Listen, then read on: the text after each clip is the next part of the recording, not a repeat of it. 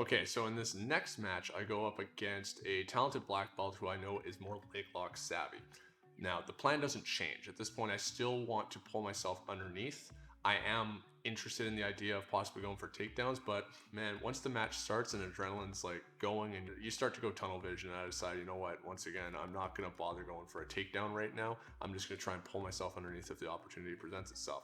Now, because I'm looking for collar ties with the way that I like to pull guard and the way that I was working on doing it for this competition, I have the option of still tying up, feeling out that situation, and looking to possibly go for foot sweeps, trips, working in for upper body control like underhooks and overhooks. But I have that option of pull back and do so in a way that I can really break the opponent down. So you'll see the exact same style. So here's we come out.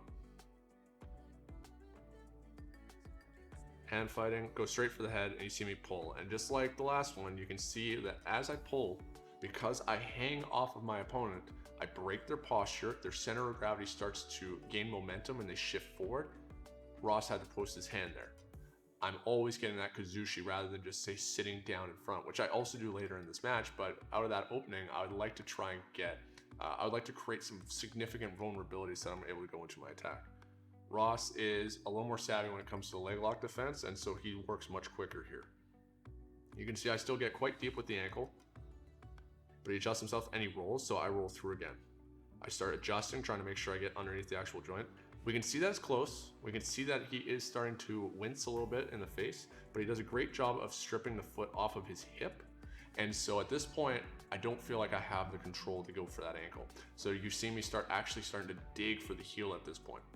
One, I could potentially still make the breaking mechanics of a heel hook work by just switching my leg position a little bit, where I was definitely not going to be able to get that with the ankle lock. And then the goal as well with that heel hook is that it's going to create a different response, because I felt at that point he was pretty comfortable just sitting there against the ankle lock. The heel hook, I might be able to get him to lift his hip again so that I can either start going for aggressive breaking mechanics on that heel hook or starting to adjust back to the ankle lock, or we at least start getting some movement happening. Right now, I feel like he's starting to get his alignment back and he's putting himself in a strong position. But he's no slouch, and he knows exactly what to do against like the heel hook, and he knows that I don't have enough to be able to actually do anything with it. And so we see him controlling the hip here, and he's keeping my foot he's posting on my foot with his right arm there. So it's a little bit hard to see from that angle, but he's posting and pinning my ankle to the mat, so I'm unable to adjust my position. Now, I wish I had a better camera angle than this, but what you're going to see me do is actually sit up and attack a Kimura, because he does have a bit of an open elbow, a bit of internal rotation of the shoulder as he's pinning it, and I choose to take that Kimura, so I'm going to be able to roll him. My goal was to try and go for the 411 as I was rolling him, but once again, Ross is very savvy, so he managed, as we're rolling, he did a great job of pulling his knee back as I was trying to trap it, and we ended up kind of going out of bounds there. But the funny thing still was, in this circumstance, is that that's something I do really quick all the time here in the gym. And then in competition, I'm in this safe spot where I have like a bit of a broken standard Ashi here. I have that ankle lock grip, and or not even there, I had built up onto my elbow. And then I'm looking at that arm, and it felt like several seconds that I was looking at it where I was like, why aren't you putting a Kimura on this arm? Why aren't you doing what you normally do? But once again, in competition with the nerves, I'm starting to get afraid that if I reach for it, I might lose everything entirely. It might start some sort of scramble that I'm going to end up exhausting myself doing, where if I just kept the standard Ashi position, I know that I can keep him back and I can start to build towards other things. Fortunately, I did go for it, and it started some movement happening that we ended up getting reset. But these are the things that you got to have confidence in your skills, and you have to understand that when you're competing the first several, or I mean, it's going to be a different number for everybody, but until you start to actually get comfortable competing where you can replicate what you do in the gym, you're going to have tunnel vision, you're going to have doubts and stuff like that. And that's why while I didn't have an interest in competing a long time ago, I do see value in it and always have, and I'm enjoying that process now to try and push myself and break these comfort zones, because like I said, my ability to actually do what I can do in the gym in competition is going to take me a while, and so that's the fun process. So here you see I build up onto my elbow because I want to have more options for attacks and not have limited base. And so reach over for the Kimura, I elevate with that right leg, does a great job getting out of there. And so we end up resetting. So now this time, I chose because we were already kind of playing this position and I pulled guard once. I didn't want to risk tying up with him again like that. See, he hand fought there. That I was like, okay, he's not going to concede this. So I chose to sit. Ross looks for a quick knee cut there, keep the distance. Now he actually goes for a heel hook attack there, which was pretty cool. So he goes for the knee cut, threatens the guard pass. I shut it down. He immediately switches into a leg lock. I was more predicting that he was going to be trying to do guard passing again. And so this is where you can have really good attacks by chaining your leg locks and your passing, because you're going to get different responses from each other. And so he was able to successfully drop into that standard Ashy position for a moment and start digging for that heel, because I had my legs more splayed open. I was ready for another knee cut attempt. I was ready to high leg. I'm ready to shut down any guard passing options. Versus if I knew he was looking for leg locks, I might keep my legs a little more close to my chest and be extra careful with that, trying to eliminate the ability for him to control inside space. So you can see how as his knee is still in between my legs, he drops down now, blocks the hip. I lift my hip, push that foot off.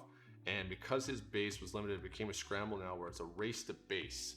And I knew that I had a little more, my hips were already a bit higher because of me defending that leg entanglement. And he was still pulling that leg out quite a bit. So I chose to come up on top, and it wasn't the prettiest. But we can see because I'm on my elbow here and he's still on his shoulder, I am higher up. And so it's a shorter distance for me to go. Here he starts to build up. And I also made sure that I didn't move my front foot. So when he's looking to try and do that technical stand up, we know that he's trying to withdraw that bottom leg. I made sure to keep my left leg very planted so that it's right behind his left heel. And so as he's trying to pull out, he's unable to. And so when I start generating base and driving forward, he's unable to create proper frames at the right force vector to be able to oppose that force. So here, it's not pretty, but I managed to drop him here and recover. Now, here he wrapped his legs around me. I'm not personally happy about that because closed guard can be such a tough situation to get out of that I wanted to, the goal is always to never let your opponent wrap their legs around you. In Nogi, it's not as devastating as it is in the gi, but I don't want to be in closed guard ever. It sucks to have to defend. And so he managed to tie this up. Now, fortunately, I stand up, and I don't think Ross really had the, I don't think he really wanted to be in that position either to play closed guard, because he could certainly have held that tighter. He could certainly have threatened different things, but he seemed pretty open to the idea of opening up his legs and getting movement happening off of that again. I don't know what his game usually is, except for the fact that I know that he's more savvy with leg locks, and so he probably wants to play inside position, or he wants to start moving to K guard and trying to look for like backside 50-50 and stuff, the stuff that Lachlan Giles has really pushed ahead in the game. So here I'm just making sure I calm myself for a second, start controlling his hands so that I can build up. He opens his legs, and I just go for a leg lock. So, I mean, props to Ross for actually trying at least one knee cut in there, because him and I were both just dropping for leg locks instead of trying to pass guard here. So here I drop for the ankle lock. This time I'm able to adjust. You see a little bit of wince there. I adjust with more of a opening of my elbow with that ankle lock.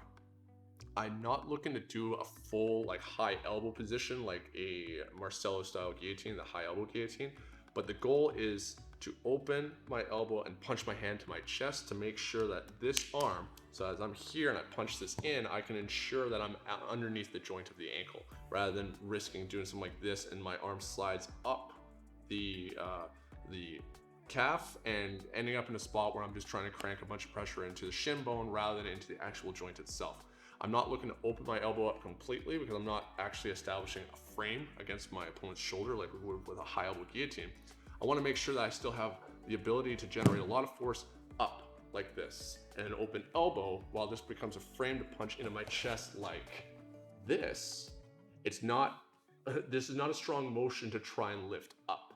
I want to try and keep my elbows close to my side, so I'm just punching in a little bit like this, so I still have a lot of strength to be able to lift upwards to apply tight braking mechanics for that ankle lock. And because of my legs, I'm able to drive with that standard Ashy position, and like a torture device, I'm thinking about pushing his hips away on one end, and I'm looking to pull away at his ankle, set the knee, all the slack gets taken out, and I'm visualizing in my head like, can I pull his knee apart? That's not what's going to happen, but I want to take so much slack out of the joint and make it tight that then when I start applying the breaking mechanics, adding in the rotation and the extension-based elements of the ankle and causing inversion, then it's just immediate pain, and we can actually start looking at hurting the joint or hurting the tendons and muscles around it. Fortunately, I got at least to have 2 matches where I got to actually have some success with my game, and Ross is very talented, so it was awesome to have some different exchanges and actually have to defend some stuff myself. And so now in the next match, we'll talk about my loss.